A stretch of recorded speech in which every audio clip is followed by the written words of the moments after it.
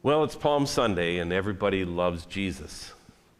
As John describes it, the next day, the great crowd that had come for the festival heard that Jesus was on his way to Jerusalem. They took palm branches and went out to meet him, shouting, "Hosanna!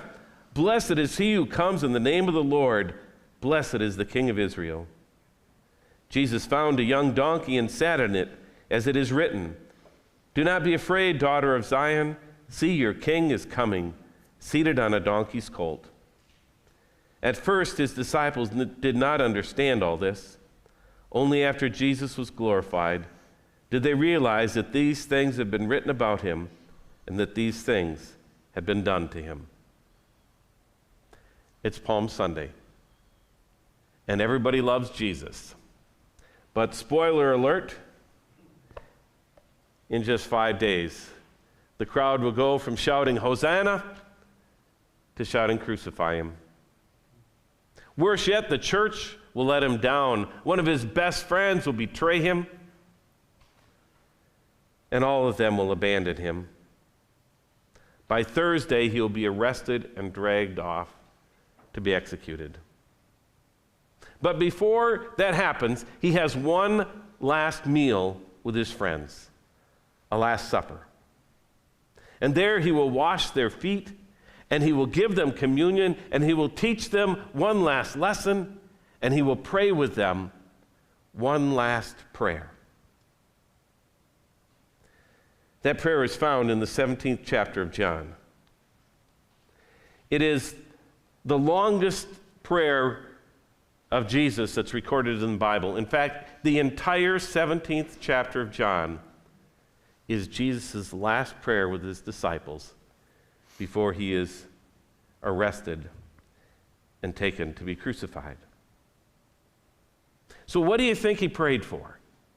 What would you pray for at your Last Supper? Well, he prays for his friends. Just a couple of verses from out of that prayer. "I revealed you to those whom you gave me out of the world," he says of God. "To those whom you gave me." And then he says, "I pray for them. I'm not praying for the world, but for those you gave me, for they are yours."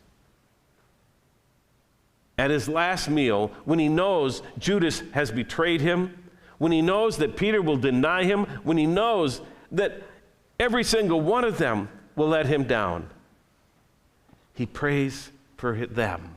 He prays for his disciples. But not just for those there at the table. He also prays this, verse 20. "My prayer is not for them alone. I pray also for those who will believe in me through their message." That's you and me. Those who will believe in him because of the message of those disciples. In his last prayer at the Last Supper, Jesus prays for us. Did you know that? He prayed for you. But what did he pray for? What did he pray for? "My prayer is not for them alone. I pray also for those who will believe in me through their message, that all of them may be one, Father, just as you are in me and I am in you. May they also be in us, so that the world may believe that you have sent me. I've given them the glory that you gave me, that they may be one as we are one, I and them and you and me, so that they may be brought to complete unity. Then the world will know that you have sent me and have loved them, even as you have loved me." Jesus prayed that we would be one with Christ and one with each other, that we would live in unity. So why is that so important? Why, in his last prayer, does he pray that for us? Because the world's salvation is at stake. Jesus wants us to be one with him and one with each other, so the world would know that God sent him, and the world would know that God loves them. You know, nothing turns people off to Jesus more than Christians who are fighting and putting each other down. And Jesus knew that the church would struggle with that, would struggle with it throughout all of its history. Even back in the biblical times, the church struggled. In Corinth, there was a division. People were fighting over which pastor was the best. And Paul tells them to knock it off. He says, when jealousy and fighting exist between you, he writes in 1 Corinthians 3, aren't you unspiritual and living by human standards? When someone says, I belong to Paul, and somebody else says, well, I belong to Apollos, aren't you acting like people without the Spirit? Jesus prays for us to be one with him and one with each other because he knew we were going to have a tough time doing this. And if you look at church history, there were little squabbles over the first 1,000 years, but by the time you get to 1054, the church has a big break. And you would think it would be over something huge, but it really started with a little point of theology. Does the Holy Spirit come from God the Father or from God the Father and Jesus Christ? Now that seems so minor to us because everyone knew that God is the Trinity. The one God in three persons, Father, Son, and Holy Spirit, inseparable. And yet they fought over that little detail. And then it spilled over into fights about power. Which bishop was most important? And before long, the Christians in the eastern part of the world, the ones that we now call the Orthodox churches, they kicked out the Christians in the west side of the world, the Roman Catholic churches at the time. And the Roman Catholic Church kicked out the Orthodox Church. And they all broke apart, and that split has never been reconciled. 500 years later, a German monk named Martin Luther saw that there were some things going on in the church that needed correcting. And so he posted his 95 theses or his 95 topics on the door in Wittenberg. And soon he was kicked out of the church. And the Holy Roman Emperor even declared him an outlaw. And we had the split between the Protestants and the Catholics. 500 years later, today, we still have those troubles. Down south, there's two little churches. They're identical, and they sit on either side of a little gravel road. At one time, there were one church, and it was a family church. Everybody in that church was related some way. But then there was some conflict in the family. And so half of the people moved across the street, built an identical church. And one of them was named something like the Church of God, and the one on the other side of the street was named the True Church of God. Jesus didn't pray that we'd all be identical or that we would cram into one huge building, but he did pray that we'd be one in Christ, so that the world would know him and the love of God. And don't think that we can hide our fighting from the world. People can sense when Christians are fighting with one another. There was a church I was consulting with, and they had gotten into a big fight. What brought it to a head was where to serve coffee between the services. And there were two sides that favored two different places, and then there was a third side that thought it was all ridiculous to be even fighting about something like that. And it seems so small, but the words that were said, the whispers, the gossip, the threats, the emails that were sent back and forth, these were friends. These were people who loved each other just like the original disciples. But they went at each other like fighting cats. And they wondered why their church had stopped reaching people for Jesus. One member confided in me that they were supposed to host a community Christian event. And when the planning team got together with the keynote speaker, she said, "What's going on here? The tension in this place is demonic. We can't hold the event here. We need to pray for this church. Well, Jesus knew that we would have those kinds of situations. And so he was one step ahead of her. Already at the Last Supper, he prays for the church to be one. And he asks for God's protection of them. Verse 11. I will remain in the world no longer, but they are still in the world, and I'm coming to you, Holy Father, so protect them by the power of your name, the name you gave me, so that they may be one as we are one. But this isn't the only thing he prays for us at this last prayer at the Last Supper. He also prays that in the midst of our troubles, even when we are experiencing persecution or hatred for being Christians, he prays that we would know his joy. Verse 13. I am coming to you now, but I say these things while I'm still in the world, so that they may have the full measure of my joy within them. I have given them your word, and the world has hated them, for they are not of the world any more than I am of the world. The full measure of Christ's joy. He doesn't pray that you have a little bit of joy in your life. He doesn't pray that you'd have a half a cup of joy in your life. He prays that you would have the full measure of his joy in your life. One of the lies that we tell ourselves is that joy depends on our situation. That in order to have joy, we got to get through this pandemic. In order to have joy, we have to solve our financial situation. In order to have joy, we have to move to a place where the sun always shines and the people are always nice, and we never have to struggle with our faith. But that's not true. That's not true.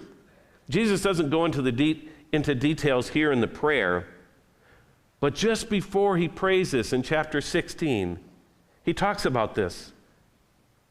He says this, I have told you these things so that in me you may have peace. In this world you will have trouble, but take heart, I've overcome the world.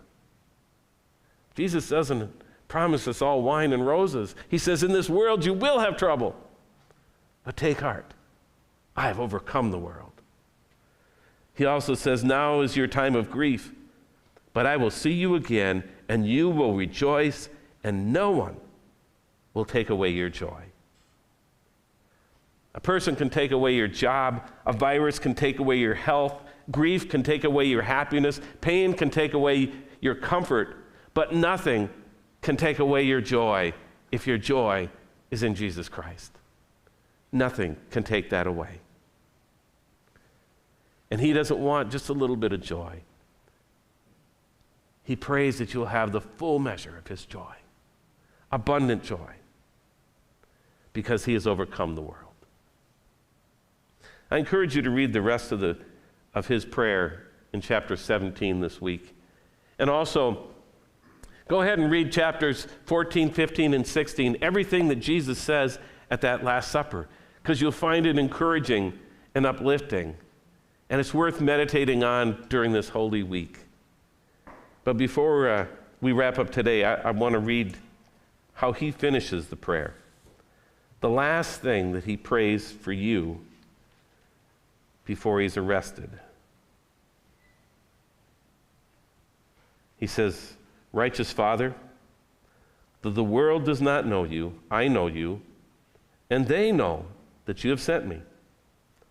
I have made you known to them and will continue to make you known, in order that the love that you have for me may be in them, and that I myself may be in them.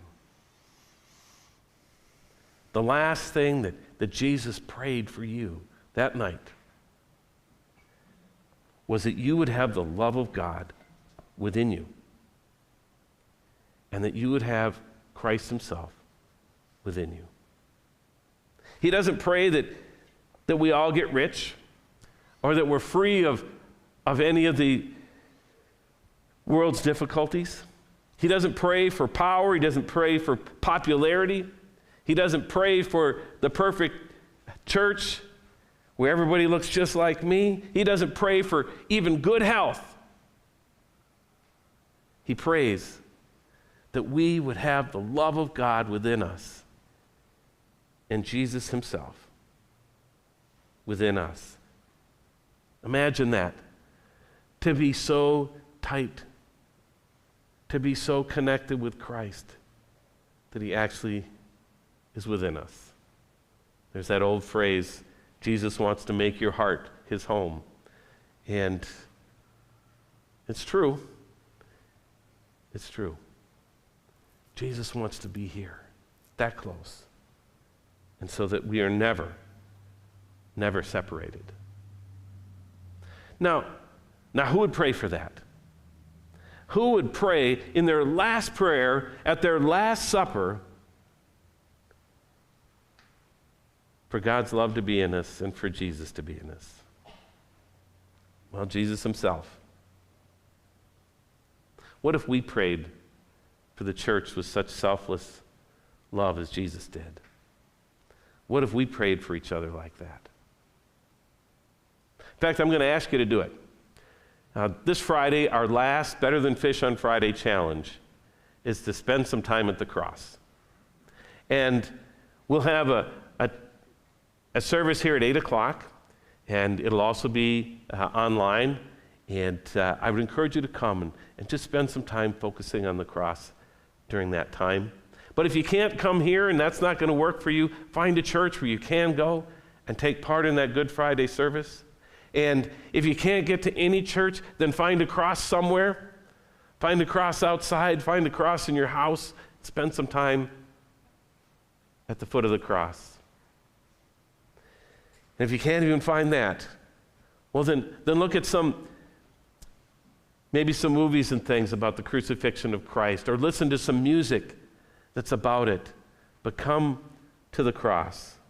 And as you do, let me ask you to pray for the church like Jesus. Pray for your brothers and sisters, that we might be one with Christ and one with each other, that we might know the joy of Christ and be protected from the evil one, and most of all, that we might have the love of God within our heart and Jesus himself. Will you pray this Friday for that? And let's pray now.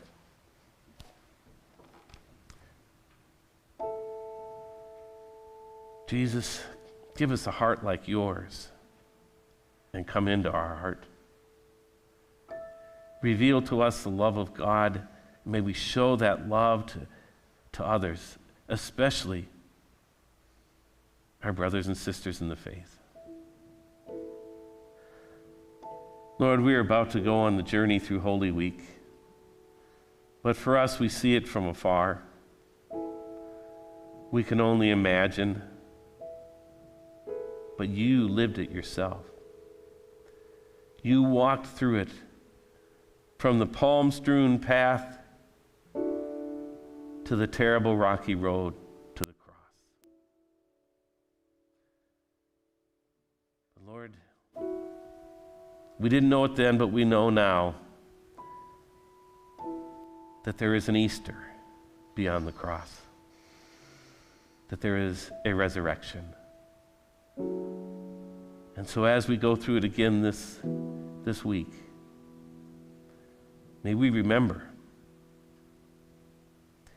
May we remember what this church was named for, resurrection. And may we experience it. In your holy name, amen.